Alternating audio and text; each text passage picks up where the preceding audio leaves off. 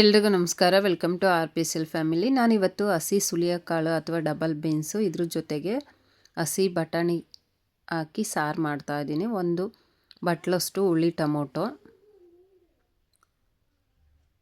ಒಂದು ಮುಕ್ಕಾಲು ಬಟ್ಲಷ್ಟು ತೆಂಗಿನಕಾಯಿ ತುರಿ,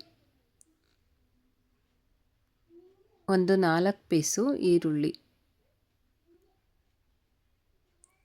1 ಇಂಚಷ್ಟು ಶುಂಠಿ, 2 ಪೀಸು ಚಕ್ಕೆ,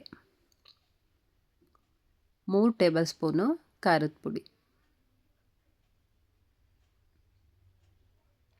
2.5 ಟೇಬಲ್ ಸ್ಪೂನು ಸಾಂಬಾರು ಪುಡಿ, ಸ್ವಲ್ಪ ಹುಣಸೆ ಹಣ್ಣು, 2 ಬೋಟ ಆದರೆ ಸಾಕು. ಇದಕ್ಕೆ ಸ್ವಲ್ಪ ನೀರು ಸೇರಿಸ್ಕೊತಾ ಇದ್ದೀನಿ.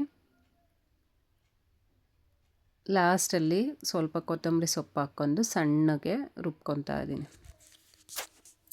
ನೋಡಿ, ಇದು ಹಸಿ ಕಾಳು ಬಿಡಿಸಿಕ್ಕಿದ್ದೆ ಬಟ್ಲಲ್ಲಿ.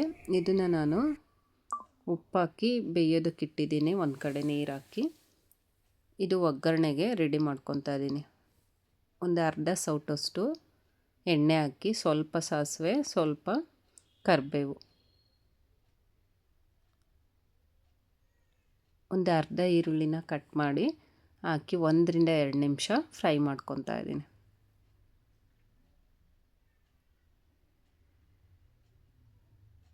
ನೋಡಿ, ಇದು ಕಾಳು ಬೇಯಿಸ್ತಾ ಇದ್ದೀನಿ. ವಿಡಿಯೋ ಲೆಂತಿ ಆಗುತ್ತೆ, ಅದಕ್ಕೆ ನಾನು ಬೇಯಿಸಿರೋದು ತೋರಿಸಿಲ್ಲ. ಇದು ಬೆಂದಿದೆ ಕಾಳು. ಅದಾದಮೇಲೆ ಒಗ್ಗರಣೆ ಹಾಕ್ತಾಯಿದ್ದೀನಿ. ನೋಡಿ, ಖಾರ ರುಬ್ಕೊಂಡಿರೋದು ಇದನ್ನು ಈರುಳ್ಳಿ ಫ್ರೈ ಆದಮೇಲೆ ಹಾಕ್ತಾಯಿದ್ದೀನಿ.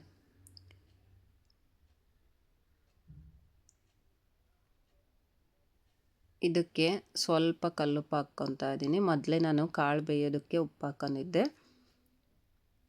ಉಪ್ಪನ್ನು ನೋಡಿಬಿಟ್ಟು ಹಾಕ್ಕೊಬೇಕು. ಇದನ್ನು ಒಂದು 2 ರಿಂದ 3 ನಿಮಿಷ ಹಾಗೆ ಕುದಿಸ್ತಾ ಇದ್ದೀನಿ. ನೋಡಿ, ಈ ಥರ ಎಲ್ಲ ಎಣ್ಣೆ ಬಿಟ್ಕೊಬೇಕು. ಅದಾದಮೇಲೆ ನಾವು ಬೇಯಿಸಿರೋದು ಕಾಳು ಹಾಕ್ತಾಯಿದ್ದೀನಿ.